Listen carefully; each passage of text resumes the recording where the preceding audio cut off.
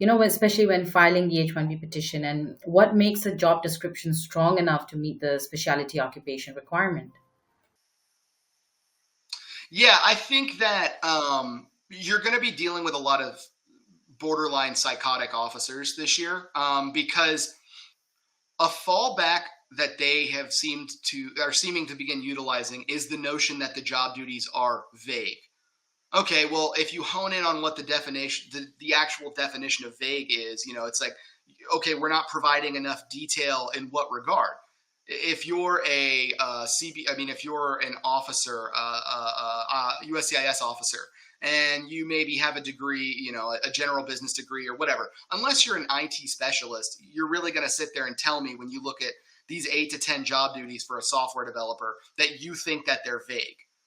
What is even the analysis of that? I mean, a request for evidence, a second request for evidence, by the way, where they specifically that the job duties were not detailed enough. Well, the job duties were, I think 6 or 7 job duties, specific time percentages, sub duties to each job duty.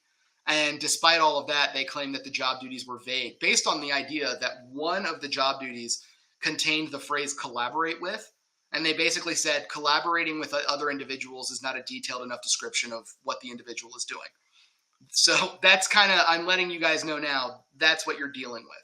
So I think what you're going to have to do is really eliminate soft skills and get as technical as possible.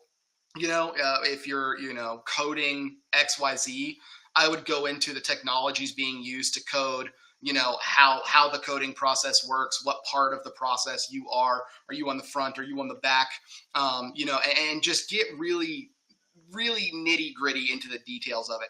I would argue make the position so convoluted and complex that the officers just looking at it like, well, this looks like a lot of technical information, so it's probably more likely than not to be a specialty occupation.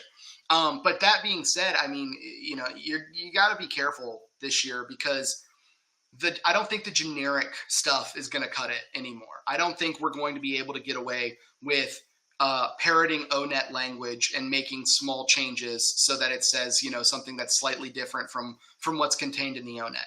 I think USCIS isn't gonna let those fly anymore. I think you really do have to start looking at the detailed need, the need of extreme detail in the H-1B, while not necessarily being parallel to what an L1 is, somewhat closer, at least in relation to the job duties.